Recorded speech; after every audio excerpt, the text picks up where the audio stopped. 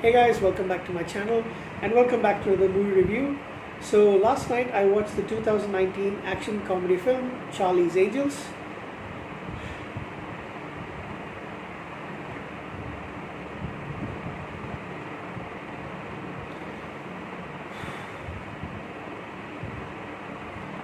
As you can probably tell from my facial expressions, I was really disappointed in this film. But then I was expecting to be disappointed. Only thing is, I didn't expect to be disappointed this much. I still don't know what this purpose of the entire movie was all about. So, this 2019 movie was written and directed by Elizabeth Banks. Why are you doing this? And it stars Kristen Stewart, Ella Balinska, who I've never seen before. She is a British actress of mixed heritage. And Naomi Scott, who is another British actress of mixed heritage. She's part Indian. And I've seen her in Terra Nova, in the reboot Power Rangers movie, and of course Aladdin from last year. You also have Patrick Stewart. I'm hoping Patrick Stewart had a loan to pay off and decided, okay, he will take the money and act in this movie. The most positive thing about this film was it acknowledges the 1970s to early 80s television series Charlie's Angels, which was how the Townsend Agency started the Angel group, and it also acknowledges the two movies that came out in the early 2000s, which starred Drew Barrymore, Cameron Diaz, and Lucy Liu. That's the thing I like best about this movie. Even Sir Patrick couldn't rescue this one. So basically, you have a whole lot of people called Bosley, which is supposed to be a rank, as a group leader kind of thing. However, in this particular case, Elizabeth Banks Bosley does a lot of the action as well. She is very much out in the field. So you see the beginning of how Kristen Stewart's character, what's her name now? Sabina Wilson, and Ella Balinska's character Jane, they meet up while on an assignment in Rio, and their first meeting does not go all that well. Kristen Stewart flirts in that scene with the person that she's targeting. She's wearing a blonde long wig, and to be honest, yeah, she was okay. She was pretty. She was pretty in that movie, but then she takes the wig off and she's got this, very very short hair.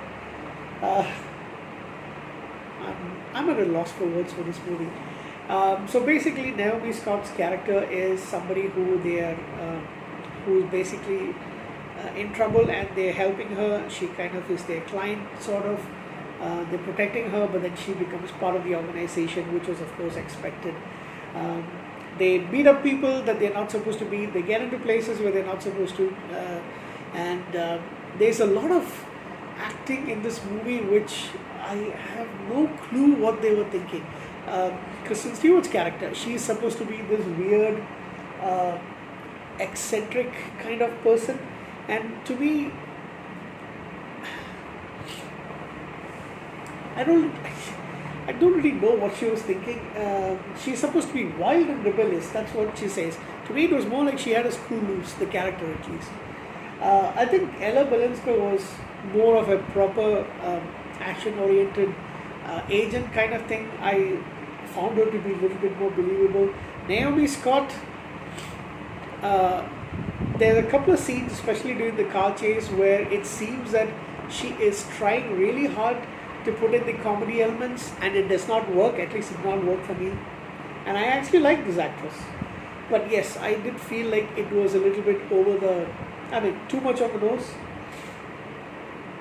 Patrick Stewart, why did you sign up for this film? He plays John Bosley. Elizabeth Banks is Rebecca Bosley, who is a former angel, of course. And apparently it's a rank right now. So I can't even rant for this movie. Um, so there's this guy. What's his name? Oh yeah, the Saint, played by Luis Gerardo Mendes. He makes all the weapons, and he's kind of a yoga master, psychologist, come chef, gourmet chef kind of thing. He's a Mexican actor, and of course, why wouldn't you have such a character in this when he can do everything? Might as well, the rest of them can actually retire and have this guy do all the stuff. There's anybody else who I know? Digimon Honsu, of course, he is one of the other Bosselis.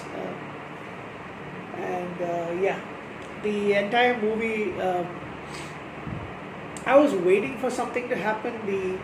They kind of baited us as making us believe that Patrick Stewart's character, who is now retired, they show his retirement in the first few 20 minutes of the movie, is coming back to rescue the angels, but in fact, and then Elizabeth Banks' character is actually made us look that it was her who's the traitor. I think that worked until the very last moment of the reveal that Patrick Stewart's character is the traitor, out for more money, of course. I totally believe that. So maybe that's second probably good thing that they did this movie. Other than that, the fight scenes kind of predictable. The comedy elements with Naomi Scott's character is kind of like And yeah, so to be honest, the only positive thing, other than the fact that yes, they do put in this thing, I think this actress Ella Walinska is probably going to have a good career. I found her believable. She's acrobatic, she's athletic, and easy on the eyes as well, of course. So I think she would definitely have a good run of films. She can possibly do kind of the action-oriented movies, as well as the more drama-oriented, or even not comedy, but maybe romantic stuff as well. And that's about it. This movie was not something that I enjoyed watching, to be honest, I had to have there was a large gap in between me finishing this film. I lasted about maybe 40 minutes, and then I actually slept off. Woke up again late at night, and that's when I finished the rest of the movie. I am going to give this movie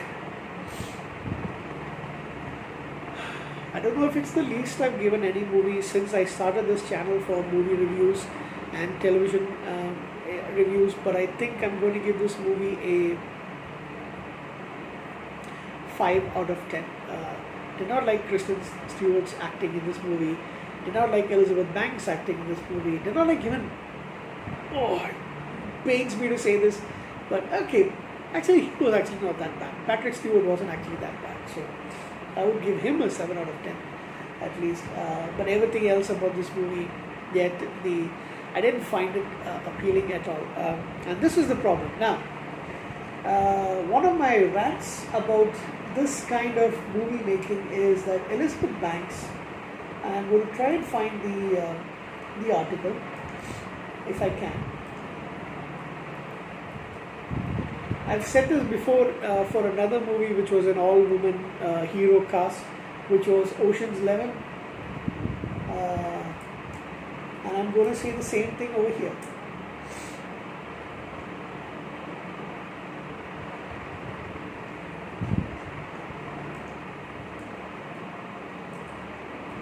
Give me a moment.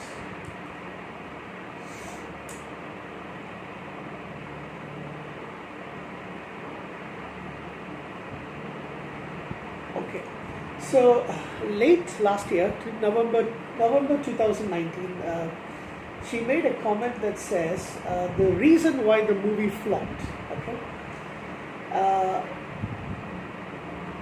let's see. It was a flop. I'll tell you how much it made. Okay, let me say that first. So the movie was made on a budget of roughly 48 to 55 million, including the cost for promotions and stuff, maybe 55 million. And the movie made a total of 73.3 million at the box office, which in no way, even though it's a positive trend, it still doesn't balance out the books. Uh, so the box office sales were underwhelming. Okay, I'm not sure if this is the article that I was looking at, but apparently she said if you're going to have a flop, make sure your name is on it at least 4 times. She tweeted referring to the fact that she was writer, director, producer, and actor. And she says, "I'm proud of Charlie's Angels." You shouldn't be, and happy it's in the world. But there was something else that she actually said.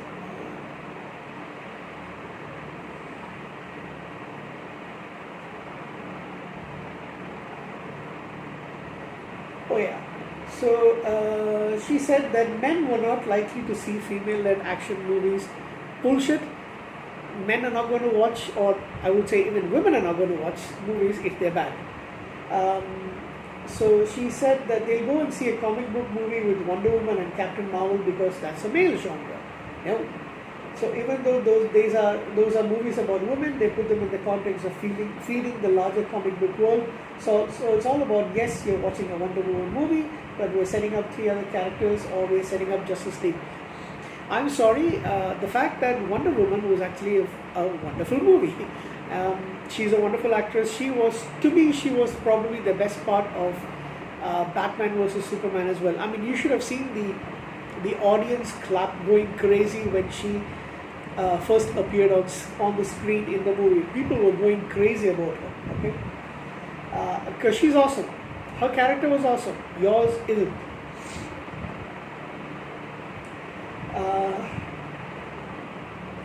And she went on to say, if this movie doesn't make money, it reinforces a stereotype in Hollywood that men don't go see women do action movies.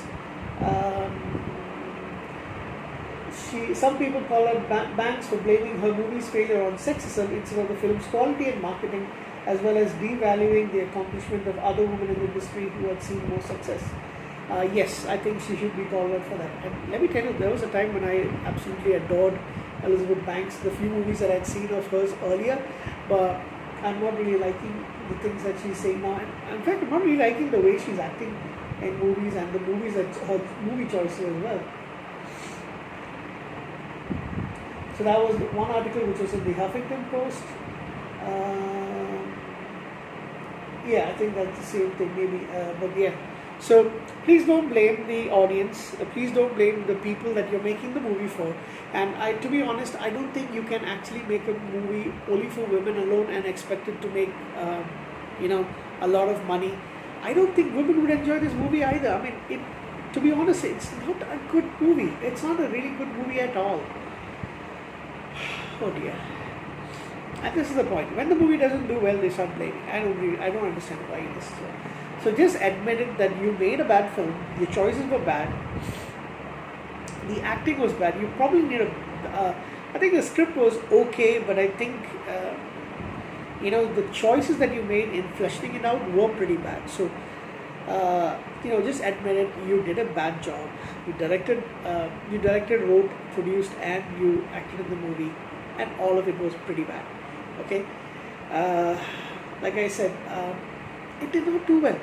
The absolutely worst part of the film is the song choices. The movie soundtrack sucks. I mean, it's this poppy, whiny little music that I don't know is kind of popular these days. But I'm an 80s and 90s rocker, 70s as well, even 2000s. I can't stand this kind of music, and I wanted to throw my television set off my balcony whenever the music was playing. I can't stand stupid, cringy rap, and I can't stand the whiny little, stupid little girl songs. I don't really know how to describe it. It's like really, really ridiculous music.